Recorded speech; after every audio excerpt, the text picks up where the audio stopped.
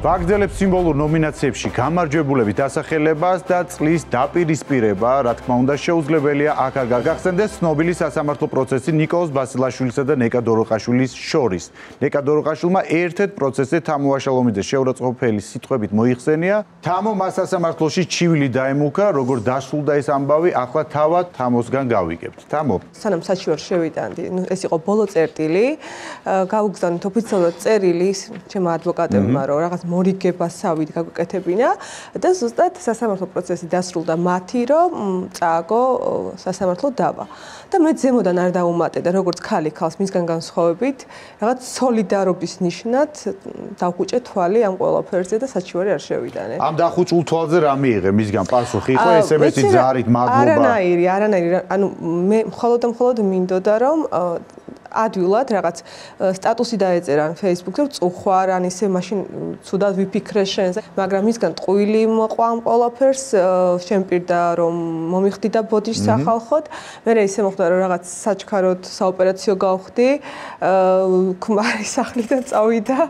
და ქმარი რატო წავიდა სახლიდან? ძალიან ცუდად მომიხსენიე სასამართლოს ამერიკაში ჟურნალისტებმა, რომ შენ იცნობ ნიკას რამე ურთიერთობა აქვს. რაღაც ისეთი კითხვები წამოვიდა ამ ყველაფერმა ძალიან ცუდად იმოქმედა ჩემს ოჯახზე. მე საოპერაციო გავხდი გადაუდებლად, გამირთულდა და ერთი კვირა გავატარე საავადმყოფოში და აი მაშინ მოხდა რომ აკა ბოლომდე ჩაერთო და მხარში ამომიდგა და სხვათა შორის ჩემი მამამთილი, დედამთილი უფრო ისე შევხვდნენ ამ ყველაფერს. როგორ შეიძლება შენი სახელი ესე ცუდად წააჟღერონ სასამართლოზე. მე დაურეკე ერთხელ, ორჯერ, სამჯერ, ვთხოვე რომ რაღაცნაირად როგორც ქალი ქალს და მე სხვა ვიღაცებს აბრალებდა ამ ტექსტს, რომ იმან თქვა და მე არ მითქვია, მაგრამ მე რომ ოფიციალურად მოიპოვა ეს ხმოვანი შეტყობინება და ვაჩვენა იმე მაქვს არ ვარდებელი ადამიანი.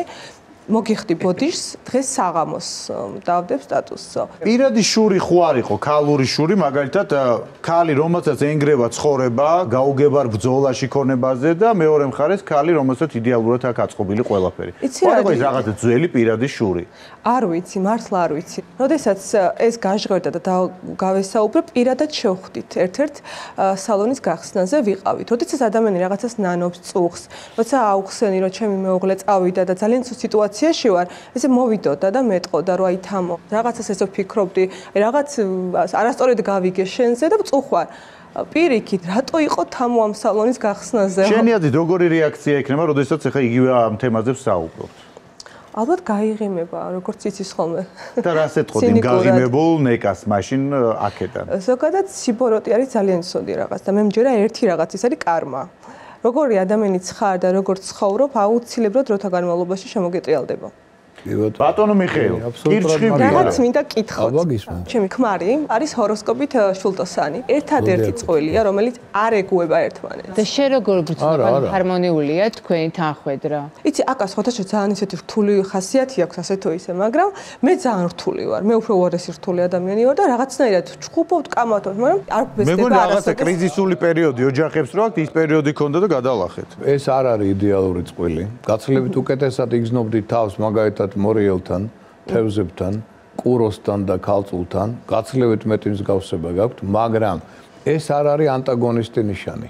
ანუ ეს არის საშუალო რანგის ნიშანი, რომელსაც შეიძლება საერთო ენის გამონახვა, მაგრამ იდეალური ურთიერთობა არ იქნება. 23-ში თქვენ თავისუფლდებით 15 იანვრიდან კირჩხიბი ამოისუნთქავს, გაცილებით უფრო წარმატებული გახდება 23-ში და ყველა საგზს უფრო ადვილად მოაგვარებთ. თქვენც თუ ტყუპებივით ცოტა უფრო მსუბუქად მიიღებთ პრობლემებს და ძალიან არ დამძიმდებით, უფრო ადვილად გადაიტანთ. კიდევ, იცით მიწებება, თუ კირჩხიბი მიეწება ადამიანს, მერე მტრისას იმისგან მოხსნა, ძალიან რთული ამბავია.